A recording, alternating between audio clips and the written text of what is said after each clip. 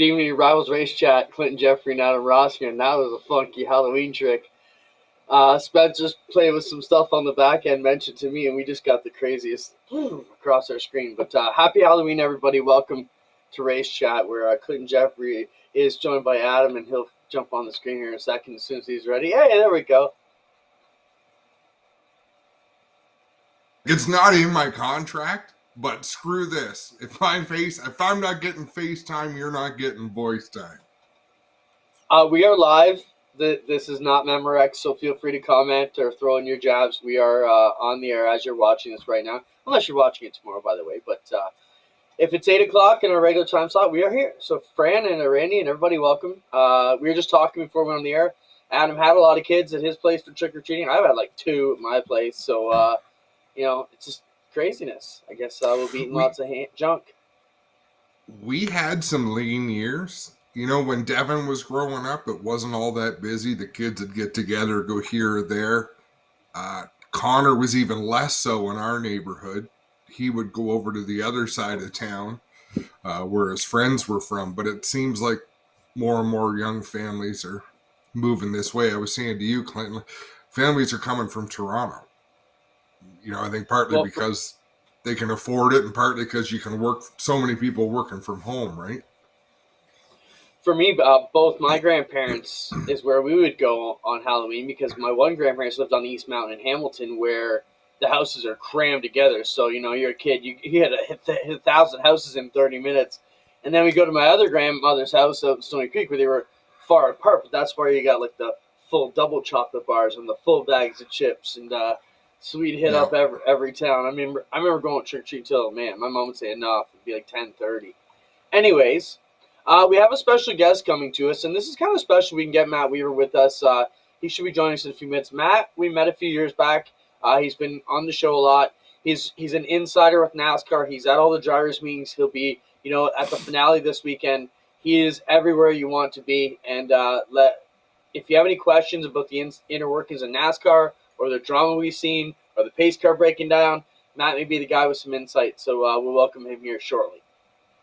And I would say, Clinton, he is the highest reigning one of us that there's ever been.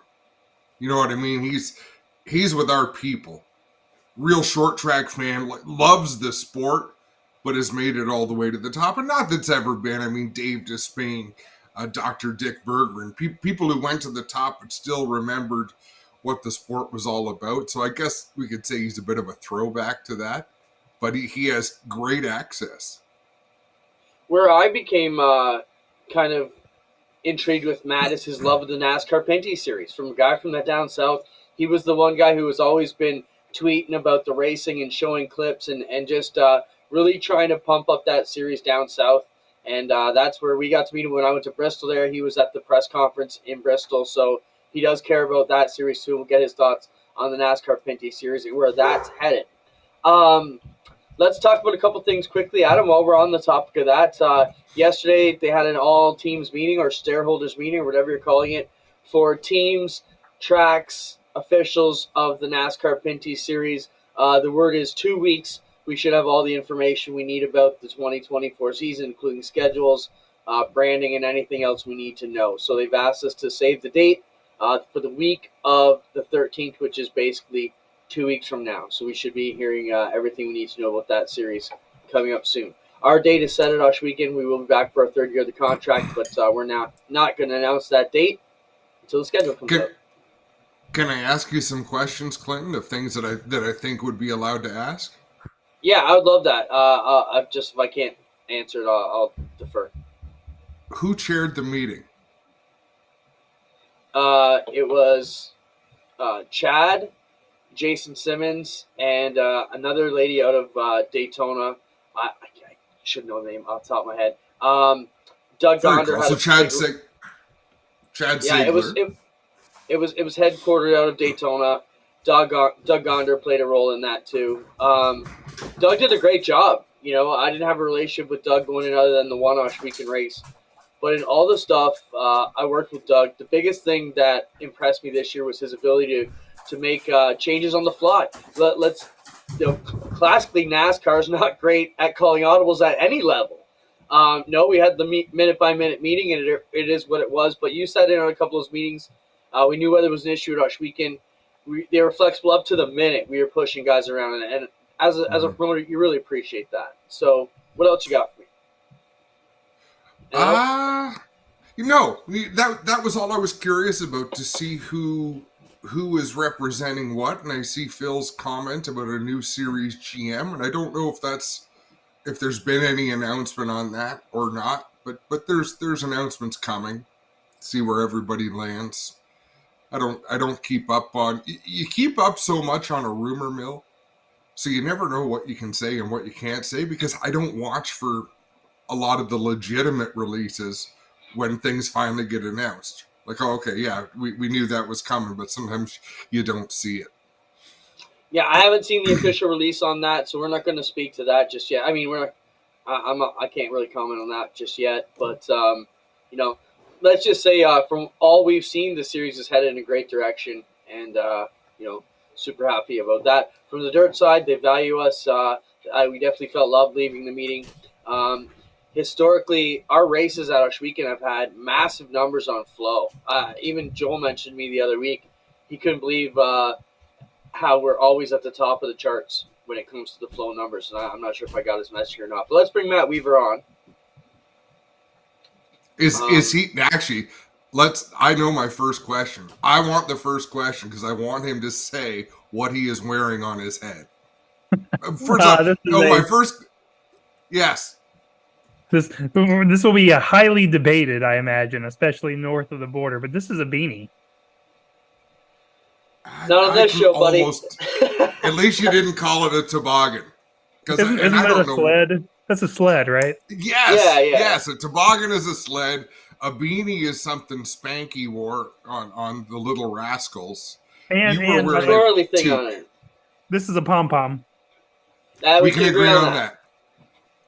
But that is a toque, my friend. It's a good old-fashioned toque. How do you spell that? Toque. Which is really like toque. It should be TOUQ, whatever. Matt, where are you residing these days? Where are you hanging out? Where are you reaching us from this fine Halloween evening, sir? A very Canadian-feeling North Carolina. We had a cold front roll through this morning, and it's going to be below freezing 2 nights in a row, which is actually going to complicate the World Finals schedule because they were not prepared to have this kind of weather either. I don't know if you guys saw it already, but WRG has moved the schedule up an hour. They're trying to get fans in and out before it gets especially cold tomorrow night. So it's frigid here in North Carolina. Cold down there is a special kind of cold as well. I've sat in those stands for World Finals, and man, it was chilly. I also remember a year, Clinton, you'll appreciate this, in Florida, and I think it was when Tanya Moschel was running the place down there. You remember Tanya. And they canceled the races one night in Speed Week because they were worried the water in the water truck was going to freeze. Okay, let's teach you a little bit about science and what it would take for that water to freeze. But they canceled a night down there because I think it had dropped to like 40 degrees. Matt, let's talk about... First off, will you attend the World Finals? That's kind of closer to our heart because we have a lot of friends that race there. We operate a dirt track. We're dirt car guys, kind of hard, I guess you could say. Well, one of us is. Adam's on the fence. Adam's dual citizen, American, Canadian, dirt, and pavement. So he's got ownership to everything. But, do you follow the World Finals on Matt? Will you go to it? What's your thoughts? So short answer is yes. Long answer is kinda. The longer answer is typically I go to Phoenix or Homestead or wherever we are on the NASCAR schedule this weekend. I'm not doing Phoenix this year. I've made the creative decision that there's so much happening in racing that basically going to Phoenix and selling out for full NASCAR coverage would kind of take away from some other things that I want to do. So this is going to be a fun weekend. I'm going to go to World Finals on Wednesday and Thursday. And the reason just Wednesday and Thursday is I want to talk to all the sprint car teams because I want to get a read on what they either want to see or what they plan on doing next year now that we have this kind of interesting dynamic with World of Outlaws and Brad and Kyle buying the All-Stars and expanding that into something. I kind of want to talk to all the top sprint car teams to see what they're thinking, what they want to do. The All-American 400 down at Nashville Fairgrounds is a thing that's happening this weekend too. And I'm so frustrated that they are doing that race head to head with the Cup Series championship. So I'm not going to stick around on Sunday, but I want to go similar to World Finals. I want to go on Friday and Saturday and be able to write some preview hype stories for what those guys have going on Sunday. But there's just too much happening on Sunday for me to stick around. So I'm going to try to watch then everything from home on Sunday. So it's going to be a busy weekend, and it's the first time I have not gone to the NASCAR championship in quite a while. So I wonder if I'm going to get a little bit of FOMO, but I think it's just more creatively advantageous for me to be able to do everything from home on Sunday and hit 3 different racetracks kind of remotely. You can, of all the events that you can pick up everything you need to pick up without being there, I would think Phoenix would be the number one, being able to get whatever you need to get without actually being there. It'd be harder to get that vibe strategy. out of Charlotte. Because like media day on Thursday, all the recordings, I won't be able to ask questions. That's the one thing, is sometimes I'm wired a little bit differently. So the sort of questions that I would ask might be a little more technically minded. Other reporters won't go there. So I feel a little frustrated that I might not get my questions asked. But yeah, everything's going to be recorded. All the races, Friday, Saturday, Sunday, either transcribed or I can download the recording. So to your point, I can still cover it even though I'm not going. To throw in a little more about the sprint car teams, I would be curious, Matt, what Brian Carter's take is going to be, because they always have stipulations with their contract drivers, what you're allowed to do outside of the World of Outlaws. The old platinum agreement. So I've texted Brian and I've told him, I said, be on the lookout for me this week because I'm coming. Matt, what is your take on this? Pretty good dude.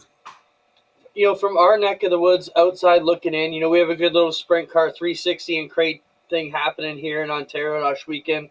We had 100 cars, our nationals. We got a good thing rolling here. So we always watch what happens with the big series because a lot of the rules tend to trickle down. Maybe not so much the Outlaws anymore, but if they all go to a new top wing, that'll trickle to the 360s and eventually to us. We have our eyes on the deal.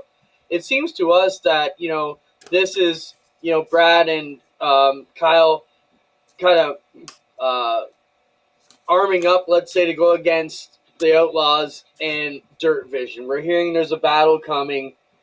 What's your take down there? Is there a storm brewing, and is there a war happening or about to? Well, I think that anything that challenges the dominance that WRG, World of Outlaws, has had in that space for the last 20 years would be perceived as a shot across the bow. I think from just talking to Brad and Kyle kind of broadly on the topic, because they say the on the record version is, well, wait to our schedule announcement and our roster announcement, and that's going to be the thing that gives us some meat on the bone. They really believe, I think, that there are enough teams of a high quality that can support 2 national championships. They view, and they've said this too, they view sprint car racing as being just as healthy as late model racing, even though that's not the perception. Everyone believes that late models have more fans and more of an interest. Flow people will tell you that they have both, and their sprint car numbers do just as well as their late model shows. And so I think they truly believe that they can be successful without making World of Outlaws any less successful.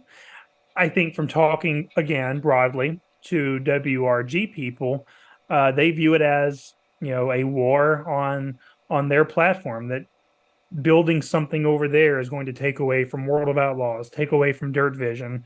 And that's going to be the story to follow. Are there enough teams that can travel nationally? Because keep in mind, Brad, Kyle, and Colby Copeland, they run the track out there in California. So this is going to be a true coast-to-coast national series too. And I don't know if there's enough bandwidth for two, but I'm certainly looking forward to finding out with all of us, talking to teams and seeing if this can be good. Because I'll add this too. I'm long-winded, but I think competition for WRG is going to be a good thing. I think that it could be bad, but my gut says this is going to force everyone to elevate their game and produce the most captivating product for fans in the industry.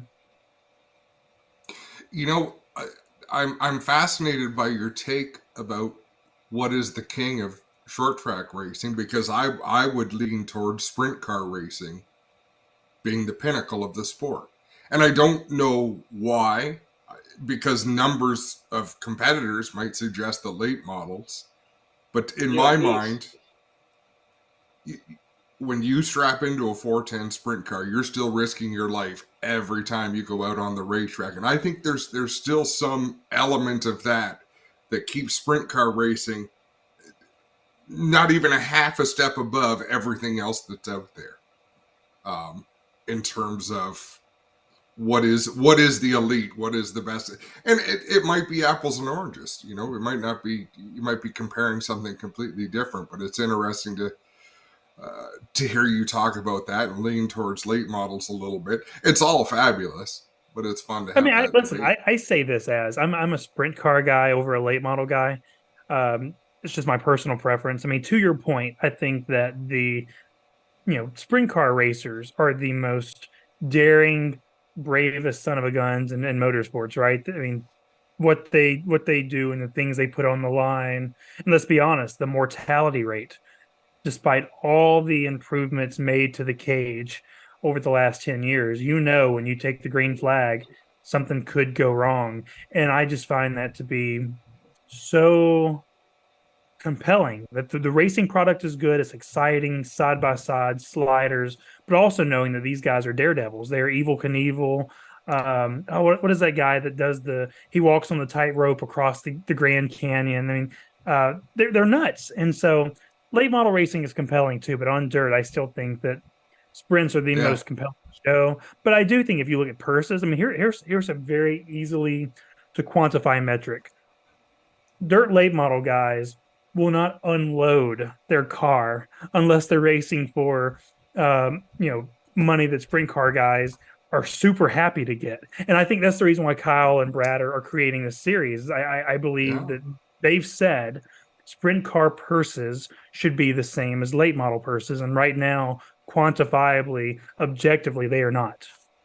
And Clint, let me jump in one more time, because I don't know how much you love dirt modified racing, but we're from the Northeast U.S., this part of Canada, and it still boggles my mind that there's professional race car drivers that'll race for $50,000. Matty Williamson's won races for $100,000 to win, and they will still go to weekly shows that pay $1,000 to win. Why on earth do you unload your car to race for $1,000 to win against weekly racers in a handicap system, and not just hold back, because 2 days later there's going to be a show for $10,000 to win? So the mentality of racers has always struck my curiosity. But you're right, there are huge payouts to be made or if you can win, there are huge payouts to be raced for in dirt late model racing. Go over a couple things with us, Matt. I've been taking notes as we talk here. So, first off, you mentioned the Nashville 400. We were talking about, these late model series in the South. There's always a battle. We looked at the Nassi Ruggiero thing a few weeks ago. From that side of things, it just seems like it's always getting out of hand. Is that the norm down there from a guy who lives that area? Like, up here, it just doesn't seem like we would let them get away with that week after week. No. And no, to us, it seems like the promoters are afraid to sit these guys down. Like, you have to go to the next track, I've been saying, and say, okay, we're sorry that you have this track coming up, this series next week, but this guy was an ass this week, so you're not getting the two big stars next week because we got to set the message. What's your take on all that craziness? I have a good friend of mine from Wisconsin. He's a great photographer. I'm sure some of you guys who have followed short track racing know the name Bruce Noodleman. He is the brother of Toby Noodleman, Ty Majeski's car builder. Bruce is a good friend of mine, and he's from Wisconsin. And the way they race pavement on Wisconsin is completely different. It's super disciplined. They use the tap rule. Guys are not afraid to say, my bad, send me to the back. I wronged that guy that I spun out. Give him his position back. And every single time we have shenanigans and nonsense in the South, Bruce will send me a text, and inevitably I'm looking forward to it every single time it happens. And he's like, racing in the South, racing in the South. And yeah, the culture is just different here. I think that as NASCAR has moved to this kind of super cutthroat, win at all cost kind of mentality, we've seen, I think there's a trickle down effect. You see what happens like in that Xfinity race, right? On Saturday, just complete shenanigans at Martinsville. And young kids who aren't building their own cars, who don't, build their own stuff, they're like, well, they race that way in NASCAR. I am too. And it just trickles down and trickles down. And I think some promoters here in the South, ASA with the national tour now, Bob Sargent came down really hard on Steven and Gio, fines that made NASCAR say, Come on. We're not NASCAR. We don't race for this kind of money. You can't fine us $4,000 if you're only going to pay us on average $6,000 to $10,000 to win a race. Cars Tour, Jack McNelly, from day one, he's gotten a lot of criticism from some in the South because he does not allow fighting. He takes away wins, and we saw that at the Cars Tour race at Tri-County. You rough someone up for the win, we're taking the win away.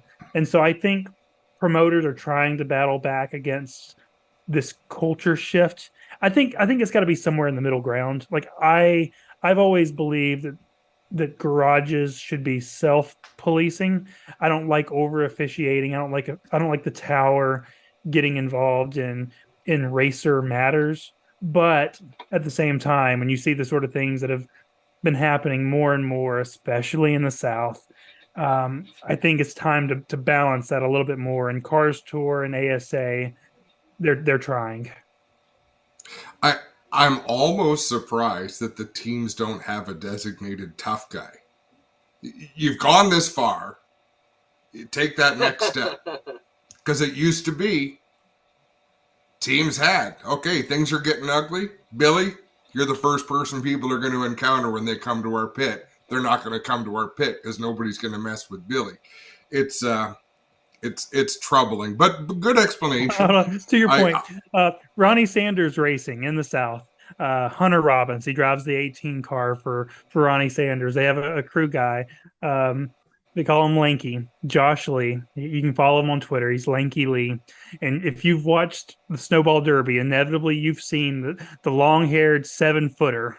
That's Josh Lee. That's Lanky. And anytime there's a controversy surrounding that 18 car or Johanna Long, you've got to deal with the 7-footer. And I think that a lot of these fights would be squashed in a heartbeat if you just had a 7-footer.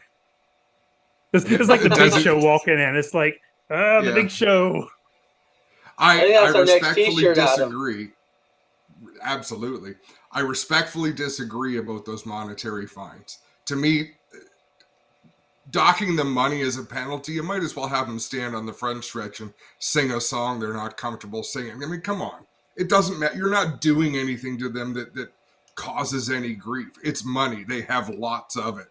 If you don't cause someone to really feel the pain, you haven't done anything. And those actions, someone needed to be sat down. And the bigger problem, I don't mind racers fighting racers. The mob mentality is really where the problem steps in. The crowd's jumping into a fight. And I don't even know, the way to solve that is to solve it well before it ever happens. Like, I think by the time you're reacting to that situation, you're in a world of hurt. But monetary fines aren't going to bother because it's so much different, Matt. If someone came to the three of us and fined each of us $5,000, it'd be a drastically different reaction for each of the three of us because that's one area where everyone is so diverse. Here's out. A big challenge, though, and this is the key takeaway. Like, I don't think I have a problem. I don't have a problem with the fines, but that was Steven's kind of rebuttal. But this is where racers pretty much run, the inmates are running the asylum, because if you punish a team or a driver too hard, there's always another place they can go race. Because like if right now with the ASA guys, if the ASA really pisses off a driver, well, their mentality is well, we're going to go run SRL. With Ricky Brooks and Larry Collins and Brian Olson, they'll be glad to have our super late model team. They've got a national series they're trying to build too. If Cars Tour makes a decision on a team, well, we can just go weekly track racing. And in that regard, the teams and the competitors kind of have the promoters by the balls a little bit, because they are simultaneously the product and the customer, and that gives them a lot of leeway to conduct their business however they want, as long as they have an alternative to go somewhere else. And the promoters need the racers a hell of a lot more than the racers need the promoters, and that makes it really hard to legislate racers. Mm-hmm. I'll take it one step further. You can't be afraid to lose a team, or you'll never change the culture. You have to be, in any business, you have to be able to let an asshole customer not come back. And if you're dependent on 2 or 3 of your problems, you got bigger problems. Yeah, I realize some of them are the big stars, but hey, man, like Adam always taught me, make some press out of it.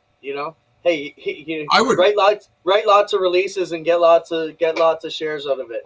I would go on the record, Clinton, go so far as to say, even with all that competition, there's not one name running those cars that's selling tickets. It's not like you've got a superstar, Gary Ballou, showing up to race at your track, or up here, Junior Hanley, or Dale I'll Jr. push back on that, though. So for the new ASA National Series, week 1, Bubba Pollard comes up behind Casey Roderick in tech. He's mad. He punches Casey. And it forced right off the bat for this new national series promoter Bob Sargent to have to make a decision. And a lot of people wanted them to suspend Bubba for the next race at Madison, Wisconsin. And Bob told me when it came to the decision to ultimately fine and take all the points away from Bubba, that he was not going to suspend Bubba, because ultimately suspending Bubba wouldn't punish Bubba. Bubba could go run the Rattler 250, go run an SRL race. He's like, why would I punish myself by suspending Bubba? Why would I sell less tickets to my next race? And Bubba Pollard is the biggest guy in that discipline. Why would he suspend Bubba, which would only punish himself and not Bubba? It's a good point. I get it. It's a good point. But I get it. But I still don't think Bubba Pollard's selling a lot of tickets. That's what I mean. That's the one guy. Biggest star. That's the one guy who does, though. And I can tell you, running a short track pavement website, I could write anything about Bubba Pollard, and he moves the needle, which is why he started his own podcast, right? Bubba's realized that he talks, people follow. His name is on the entry list. People buy a ticket. That's the one guy. Stephen Nassie's a little less to that, but Bubba Pollard and Stephen Nassie, 1, 2, those are the guys that legitimately do move the needle in Southern American National East Coast pavement racing. All right. Yeah, we have to take your word. I'll address your comment about the STR after we finish up with Matt. Matt, I got a few more questions. I would take notes. You mentioned you're a guy who likes to ask questions, and they won't ask the questions you want to ask. What question do you want to be asking this weekend at the NASCAR finale? Part of it is I feel like I made the decision not to go because I feel like I've told a lot of the stories I wanted to tell this year. I don't think there's any pressing reason for me to go and be there to ask specific questions. And if I did, I would find someone who's there to make sure that it is asked. I feel pretty good about the narratives that are out there. So I hate to give a non-answer, but I feel very confident. And I've done so many NASCAR races the last couple of weeks too, that I've been able to talk to everyone that I've wanted to talk to about big picture stuff that I'm working on. So I don't think there is one thing, and I hate to cop out on you, but I feel good about it. What's your take on the Sheldon Creed situation? Who's at fault there? Yeah, I think that's just two guys who are racing really hard. And I know the one thing that a lot of people brought up was, well, Sheldon parked it coming out of four and he was trying to stack up the field behind him. Well, if you look at the SMT data, did he slow a little bit? Yeah, I think he overcooked the corner and I think he was just trying to make corner exit. But also, Austin drove in really hard. It looks worse. Like when you watch the video, it looks like Sheldon, parked it in front of the field. I think he overshot the corner. His SMT data shows that he was hard on the gas, and so was Austin, and so was John Hunter Nemechek. They were all just hard on the gas. And a lot of people were like, "Well, Austin could have finished second, and he would have been in too, and they both would have been in." That's not true because Cole Custer was running sixth, and that way it would have been a 1 point advantage. Austin Hill would have only had the tiebreaker if he fell back to seventh. So Austin would have made it with Sheldon winning if Cole Custer finished seventh. And then people would say back to that, well, Riley Herbst was about to pass him going into three. And I'm like, are you telling me that a Stewart Haas racing car, Riley Herbst, who had nothing to race for, was going to pass Cole Custer for sixth, who had everything to race for? There is just no way in hell you can convince me that Riley Herbst was going to pass Cole Custer and knock him out of the playoffs. So all of that said, I think these were two guys who are they're not on speaking terms right now. They're not friendly. They're teammates in name only, and they're both racing for a spot in the championship race. And I just do not begrudge either of those guys for the way that they raced. I do begrudge Richard Childress for saying, that's the stupidest guy that I've ever raced for. That's a little crass for me. And for Andy Petrie, who I have all the respect in the world for, Andy Petrie is one of the smartest racing guys in NASCAR. For him to dress down Sheldon in front of us, the media, right before we go to talk to him, I thought that was pretty it's kind of unprofessional, right? Like, the media, we're all standing there and we're watching and recording you dressing down a guy who still races for your company. Why would I want to go race at RCR when we've seen the way you handled Sheldon's deal, the Tyler Reddick stuff last year? Their press releases are they're a mess right now. So to me, that's the one problem I have with the whole RCR thing, is they just come across looking really unprofessional. And I wish there was a better way for them to have handled that. It's crazy to hear you say that. If you ever want some good quotes on RCR, go talk to T-Mac this week. Go talk to Timmy McCready at the dirt track, and he'll get him wound up, and he'll let you know what's what. But it's a world of almost make believe, because like you say, media is there, so you know what you have to be prepared to create. So was that them being their authentic selves, or was that them being, falsely irritable over something, or was it them having a moment of weakness or poor judgment? There's so much at play there. But so here's my take on this. I think that keep in mind that all the NASCAR teams, for the most part, are near Charlotte. They're near Concord. They're near Huntersville, Kannapolis, all within the greater Charlotte area. RCR and the RCR campus, so Colleague, those teams, they're in Welcome. They're an hour, 45 minutes, an hour away from Charlotte. None of them live where all the other guys live. They are on their own island. And I think they are such a close community. They are a family team, and they run things like a family. They operate like a family. And I just think that we saw it with Tyler Reddick, and now we saw it with Sheldon Creed. When you leave the family, they just take it very personal. And I think we now have multiple examples. I mean, Kevin Harvick, 11 years ago, RC was very publicly frustrated with Kevin deciding to leave and the way that whole thing played out. And so I just think that because they're on their own island, they just take it so personal when someone says, I want to go do something else. Harvick, Reddick, Creed. Yeah. And at the time, Harvick made it clear he didn't think that team could contend for championships, right? So not only is he leaving the family, he's telling people why. And to that point, Kevin felt like he was not going to be a priority with Austin and Ty coming up behind him. Kevin was very clear with us in the media at the time that he felt like Ty and Austin were going to be given preferential treatment. And Tyler's situation was arguably a little bit different. But even now with Austin and Sheldon, Austin's going to stay. Austin turned down a chance to go to Colleague in the Cup car to stay at RCR. And Richard and Austin are super tight, super close. And I think that Sheldon's kind of insinuated it, that Austin's going to be the man at RCR. And as long as Austin's there, he believes that he's not going to be given the same opportunity because he's not in the family the same way that Austin is. His conviction, not mine. That's his. Right. So I've got Clint. I think you're going to enjoy this. I know I am. Trayton Lapsevich wins the Pinty's championship this year. So back up to, was it 2017 or 20? I think it was 2017 when Caden won the championship, and it didn't lead to much.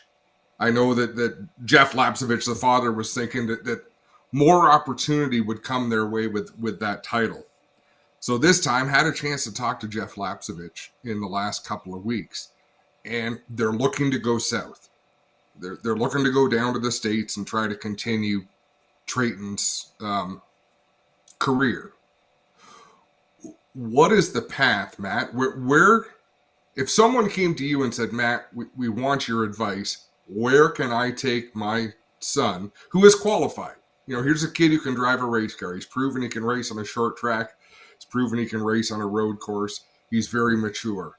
Where do I need to take my kid to prepare him to make a run to the top of the sport? I think the number one thing I would say, with the recognition that the results just don't matter. And I know that's a hard pill for everyone to swallow, that it doesn't matter how talented your kid is or how good he is, that if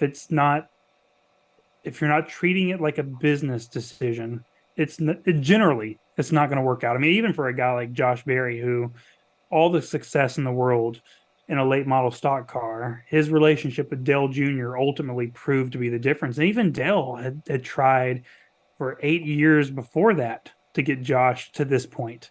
But I would tell Jeff, and at some point I need to go talk to those guys, but I would tell Jeff that, my first call would be to Toyota and just say, how can I get Trayton in this program? Because Toyota has such a high batting average of at least getting drivers to a certain point to where they have the tools to make that next step. I know you're always going to run into the logjam. Well, how do I get them into the Xfinity car and get them into a Cup car? And Toyota's not going to get you there. But I think that getting them at least in that Toyota racing system, Bon Suss would be the person I would reach out to and figure out how can I get in that TR1 development program. But the thing I would tell every young driver, every good young driver who's got a good family, smart racing family, like the Lapseviches are, right? Just got to recognize that this is a business, that results are awesome. Winning races is awesome. You have to win in the boardroom before you can win at the racetrack. And then if you can win in the boardroom, winning on the racetrack secondary. But I'll give you a great example. I love Eric Almirola to death. And Eric Almirola does not have the most stout racing reference page, but the way that Smithfield Foods loved them from Eric Almirola, you've got to find a partner who will love you the same way that Smithfield loves Eric Almirola, because that's what's going to get you to the Cup Series, not your resume, not the short track wins. You've got to be able to win in the boardroom. I think that's the best quote we've ever had on this show. Yeah, I think, Matt, if you missed it, Matt's saying you got to buy your way to the top, right, Matt? That's what you're saying when you're saying. I don't like that. I don't. And let me tell you why. No, I'll push back on that because Is it buying? Yeah, but also I would also say that race cars have never been. I cannot pump talent into my Mazda 3. Like talent's not going to fuel my Mazda 3 to get me to the racetrack. Why would talent, fund a race car, right? Like so race cars have always been inherently expensive and no amount of talent in the world is going to pay for tires. And so I would argue that one of the most impressive, useful skill sets a young race car driver can have is marketability. That's not buying a ride. That is a talent that is every bit as important as racecraft. And I know some people just do not want to hear that and do not want to accept that. And that's unfortunate. That's going to do your young driver, your own ambitions, even on the short track level. I'll give you a great example. Landon Huffman, who has won the Hickory Track Championship here in North Carolina, is going Cars Tour racing, and he has discovered how much value it is in being a YouTube personality. And other short trackers will give him hell. Oh, he's just drumming up controversy for his YouTube page. Yeah, he is, because he has partners Numbers. for his YouTube page, and it gets him Yep. attention, and it finds some sponsors to be able to make that jump from being a Hickory Weekly driver to now being full time on the Cars Tour. And that's on a scale. But Landon's a really good driver, and he works on his racecraft. But when he's not at the shop, and he's working on his own stuff, by the way, so he's not just a YouTube guy, but he's turned working on his own stuff into a YouTube channel. He's realized that being marketable and connected on social media, that's every bit an important skill set, is how deep you can drive into turn one and make corner exit. It's not buying a ride, it's just a skill set you need to have, because racecraft doesn't fuel a race car. And Clint, I think you need to separate the your interpretation, Clinton, I think, is the way a lot of people look at it. Nobody has enough money to buy their way to the top. The last person who did, and probably the last person who ever will, was Paul Menard. Outside of that, you need someone else's money because nobody has enough of their own. So Stuart Friesen getting involved with Halmars is a good example. He didn't buy his way to the top, but his way to where he is was purchased. Absolutely purchased. So it's way better to spend someone else's money. I get that, but what I'm saying is you don't necessarily need to buy it yourself. But the best asset you can get, and let's talk about Trayton for a second. Going to a very prestigious business school here in Toronto, he's doing all the right things to get things where you need to be. He's smart, he's marketable, he knows how to talk, he's coming up the right way.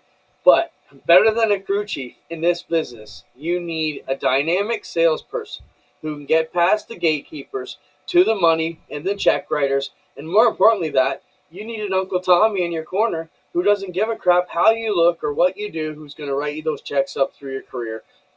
Being a CEO of a Smithfield or someone like that who takes you under their wing and wants to push you forward. So, you know who that person point. is? You know who that person was up here is Alan LaBrosse. You know, we saw that name earlier in the chat, but he was the one who put Walmart together with Andrew Ranger.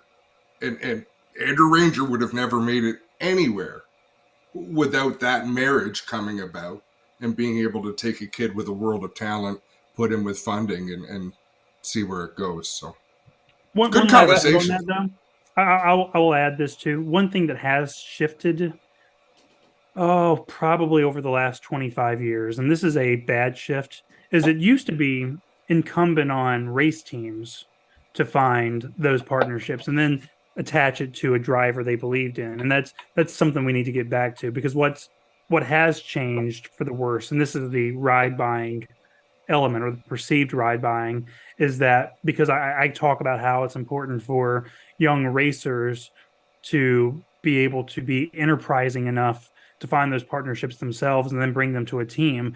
It's made the race teams more complacent, because it'll make them feel like, well, if we're going to have, drivers find the funding for us, why do we need to? But then the problem is you're not vetting talent. You're just vetting, are they funded? And it used to be the team's marketing departments would be the ones trying to set up relationships, like Fastenal, right? Fastenal with Roush, which is now RFK. That's not Chris Buescher going out and finding Fastenal. That was Fastenal always Roush believing that Fastenal believing that Roush would find them the right driver, and Roush found them Chris Buescher a decade ago, and they've stuck with Chris all the way through this championship run, right? So we need to get back to more Roush Fastenal type relationships, and I'm trying to think of another one because there's just so few. I mean, Interstate Batteries for sure with Joe FedEx, Gibbs. FedEx. Denny for as polarizing as Denny is, JD Gibbs, rest in peace, watched Denny race at Southern National in a late model stock and said, man, this is a cup driver. Convinced Coach Gibbs into putting him into an Xfinity car, and they haven't stopped racing together since.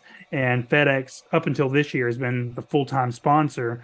We need more of those. And I think the next-gen car, as polarizing as it might be right now, it will create, it should, knock on wood, create cost savings 5 or 10 years down the road to where teams should not be as dependent on drivers bringing funding. And I think they should be able to find the funding, and then they can find the drivers. That's the hope 5 to 10 years down the road. I got 2 more subjects for you, Matt. We appreciate all your time tonight. Happy Halloween to everybody joining us. We are still live. Couple of other topics. You mentioned earlier the gentleman's rule. It's a topic that we have ventured out with our coverage here on G-Force to a couple other tracks that have allowed it. I know Brighton on the dirt. I think Peterborough on the pavement. What's your thoughts on that? It's something an old school guy like me isn't used to, but I think it could work. What's your opinion on the gentleman's rule? And for those watching who don't know what that is, if I'm a driver and I spin Adam out, I'm able to indicate to the official that it was on me. I'll go tail, give Adam his 7th place spot back because it was my mistake. He shouldn't have to go to the back with me. Your thoughts on it, Matt? Yeah, I mentioned the tap rule, right? I mean, that's the Wisconsin, New England version, which is you tap on the hood and say, I tap out. That's my fault. What I've learned, and this goes back to racing in the South, right? Southern racers who I've spent my entire life around. I'm from Alabama, live in North Carolina. I spend a lot of time in NASCAR. They're all very selfish drivers. There is no universe, even in which they're the guilty party, that for the most part, that they would be willing to concede, that was my bad, send me to the back instead. They take the mentality of, sorry about your luck. You spun, you couldn't hang on to it. That's on you. That ain't my fault. And it just doesn't work because of that. But I just wish, I enjoy Wisconsin racing because it's so good. And here's the thing.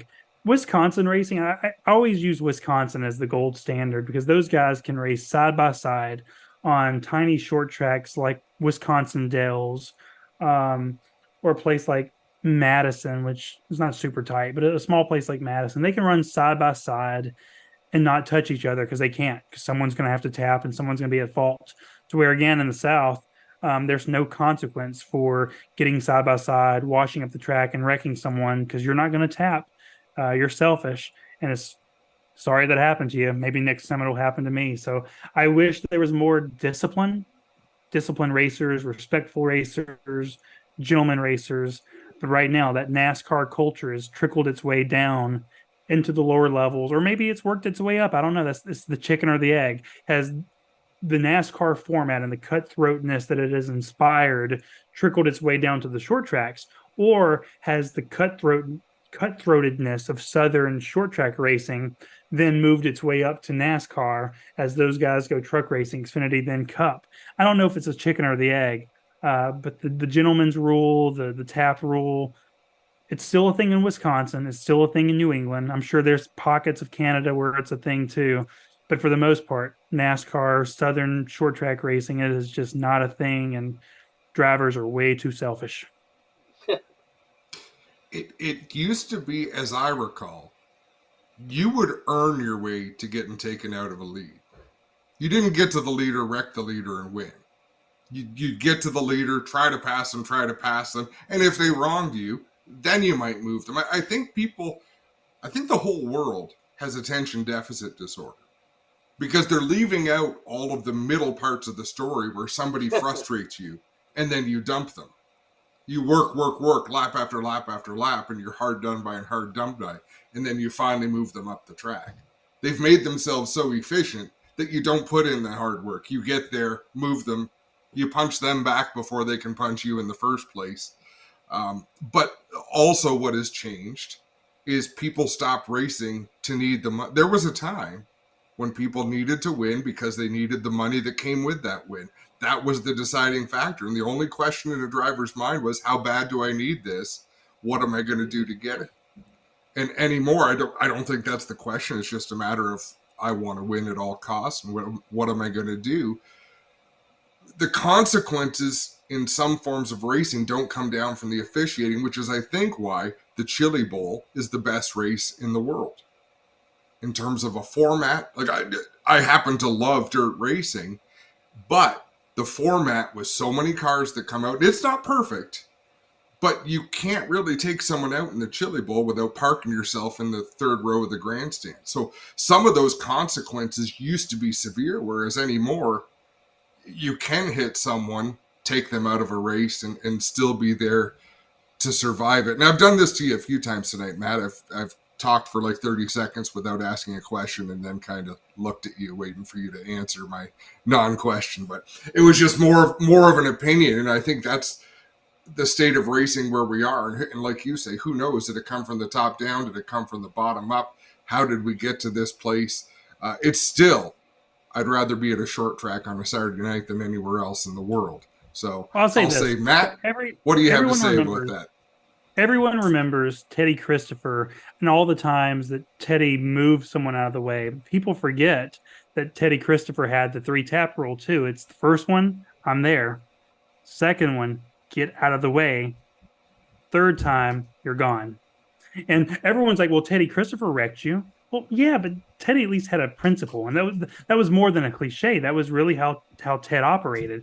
1, I'm there. 2, move. 3, I'm moving you. But everyone goes straight to 3.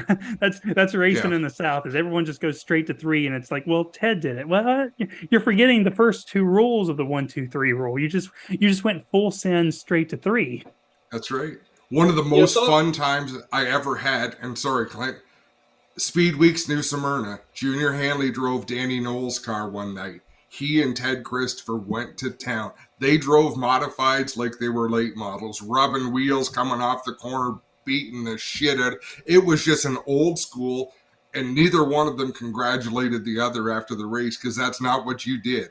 But to watch what they did that night for 50 laps, did you ever get the opportunity to watch Junior Hanley or some of those old school drivers, Matt?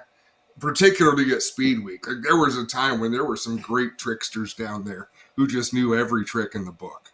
I wish I had. And I saw a handful of guys of that ilk growing up on the Gulf Coast, running Pensacola and Mobile. So I saw my good share of those guys. You know, Jody Ridley comes to mind, Ronnie Sanders, Bubba Gale, Junior Nedek. And I think that anyone who knows, you know, Southern style short track racing will appreciate those names. And I think they were of that same era and that same sort of philosophy racing wise. I did not start going to like New Smyrna and starting to travel until like 2013, 2014. But I do think that my childhood has fortunately afforded me a lot of opportunities to see those guys on the Gulf Coast. Just a couple quick things here, Matt. One more thing, and then we'll let you get out of here. What's your thoughts on SRX? You know, it's been a deal going on with Tony's deal there for the past couple years. They run it for 6 weeks in the summer. What's your opinion on that and where that's headed and how it's been? Yeah, so I did the full SRX schedule this past year, and I had the time of my life covering SRX. They're all good friends, Donald Hawk and Tony Stewart and George Pine. I enjoy it, and I told Donald Hawk and I told Tony at the end of last year, I'm like, if this is a thing, I will continue doing it. And I was able to find some funding to be able to do it, and they helped me put some of those together too, because they wanted me there and I wanted to be there. And I think that they are the perfect bridge of something that I like to do too, which is bridging the national touring, the NASCAR, IndyCar fan to short tracks and dirt tracks. That's my entire career. And I think the cool thing about SRX is, especially when they had the ringer, I miss the ringer, because you can go to these short tracks and you learn about a different racing culture that's not typically mainstream, but you can learn about Stafford and learn about Doug Coby. You can learn about Eldora, and it leads you to Cody Swanson. And we had Jonathan Davenport run the finale. That was kind of like a ringer again, right? We had Jonathan Davenport down at Lucas Oil. And I just think it's such a great way to bridge all these different racing fan intersections. And I think it's fun. I like it on Thursdays. Here's the most important thing about SRX that I find cool.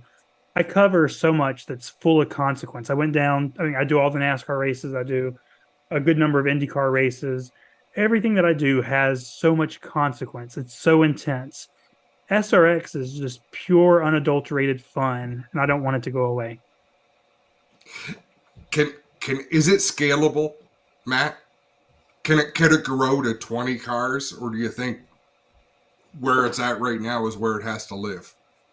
I would like a few more cars because I think that the racing would benefit from creating a little bit more traffic, especially on the short tracks, right? They just sometimes you have leaders who can just get out and run away.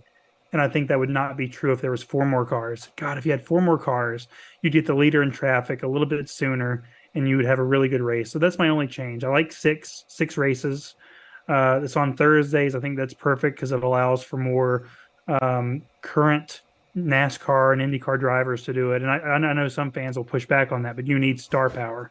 If it's superstar racing experience, you need Brad Keselowski, Kyle Busch, Kevin Harvick, Matt Kenseth. I like 6. I like Thursdays. Just give me 4, maybe 5 more cars. The racing would be so much better to have the leader back in traffic. Right on, Matt. We really appreciate your time tonight. We covered a lot of subjects, and I know our viewers appreciate getting your insight and your perspective from the inner workings down south. And once again, thanks for your time. Adam, anything Real you want quick, to say before we cut him loose? The only thing we didn't get into was the NASCAR Championship weekend. And then I will say, I'm going to give you guys my pick right now. Ryan Blaney should have won that race last year. And the only reason he finished second to Joey Logano is that Joey was the championship driver, and they needed him to play blocker for Joey. I think Blaney's going to win this one just because he is so good there historically, and he should have won that race last year. So take it to the bank. I'm giving you free money right now. Ryan Blaney's winning the championship. I can't argue with that. Nothing would make me happier. The Blaney family goes back in dirt racing up into our neck of the woods, so I'm all for it. Classy guy. I think he'd be a fantastic guy to win the championship. So thanks, Matt, for your time. Once again, we appreciate it. Stay in touch, and we'll be hunting you down, buddy. Good talking to y'all. Thanks, Matt. Always good to have Matt with us with his pulse on everything down the States. We definitely appreciate all his time tonight, and appreciate everybody hanging out with us on Halloween night. Hopefully we didn't scare you too bad. You're welcome. I did not bring up professional wrestling even one time. Not even once. Matt's a professional wrestling fan, right? Yeah, we usually at some point there's mention, and I'm sorry a couple of times I got carried away and cut you off, but he's very interesting and he's very articulate. So when you get him going down a path, I really thought, folks, if you want to understand the business of racing, Matt's answer there when we talked about winning in the boardroom, study it, watch it again. He's 100% bang on. Right or wrong. You don't have to like it, but if you're going to make it, you have to understand that's the state of the sport. For sure. I think there's only one question we had to answer, and that was when we bring the STR sprints or the lightning sprints to Oshweekend. The problem is the whole base is 5 hours away. So to get enough cars to travel 5 hours, I'm sure the race will be great. I'm sure we could do it, but man, it's just tough. Same thing, we want to bring our crate sprints to Quebec. It's tough to get 20 cars to go. That's been a full hour just like that, man. It has been. You want to get those Quebec drivers? Run it with the Pinty series. every one of them idolizes every one of those drivers. They'd love to be on the same program with them. We are in overtime. I like this new setup, Spencer. Whatever you've done here, it works. I love it. From our end, it's pretty cool. I like the clocks in and out, and we're 29 seconds overtime now, so I'm liking that. Yeah, you and I didn't candy, get to. Adam? I'm a peanut butter cup guy. Yeah, I'd be like the mini Snickers or Kit Kats, I guess. Today is what I'm craving. But my kids are useless. 17 and 16 now. They don't go out trick or treating. They brought me nothing. They're dead to me. Useless. Spencer, thanks for everything you do, the Wizard. I hope that you got your Wizard sleeves on tonight, and you're over there making it work, buddy. Thanks for everything, and we'll talk to everybody soon. Are we leaving? I didn't get to tell you. I need to. Do you have 2 minutes for me, Clinton? I got it, but you're paying overtime. Go. This bothered me on the weekend. People know that are on my Facebook. Angie and I went to Toronto for a weekend, and we had a beautiful weekend. Saturday night, we're driving back from Casa Loma to downtown Toronto. We parked in an underground parking garage that has no elevator. The only way in or out is narrow steps. We get into the parking garage. So as we're driving down Front Street, there's a fella wheeling his stand-up bass violin. So it's in a big case, and he's got a music stand, and he's got a bag, and he's wrestling with this thing down the street. We pull into the parking garage, and I back into my spot. Here's this guy. He's wrestled his way out of the stairwell, and now he's wandering past our car. It's just Angie and I and this fella. So, Clint, do I say anything to him? Of course. Of course I do. So I say, at moments like this, do you wish you learned to play the violin? Which I thought was totally fair. Like, it's kind of a cute, it's an asshole move when the guy's sweating and carrying this giant thing down. Because, every second step, he's thinking, damn it, why did I take the violin? No, he kept on walking, and he's about 2 steps away. He says, if I had $1 for every time I heard that dumbass comment, that is a really dumb thing to say. And he kept on walking down the way, and Angie says, Adam, and she looked at me, and I didn't even follow up. Like, if he had engaged me, I would have had a conversation. It probably would have been fun and awkward and whatever. He just kept on walking, and I felt bad afterwards. I felt, what? That is a joyless dick. Like, what happened to him tonight that stripped all of the joy out of that human being? Because he was still muttering as he walked away like 100 feet. Was that am I just a total dick? Or was that, I don't know what to take of that situation. It's like asking the drummer as he's loading up his stuff for the 19th set of stuff, and you say, man, don't you wish you were the guitar player over there who's already sitting there having a smoke and drinking a beer at the bar, and the drummer just keeps loading. Yeah, at some point you do, but, I tell you what got into him. He had to carry something as big as a Mini Cooper around the streets of Toronto, sweating his ass off, and you're making jokes about it. I thought this was going to be the corn maze story, but that's equally entertaining, so. It's another story for another night. Right on.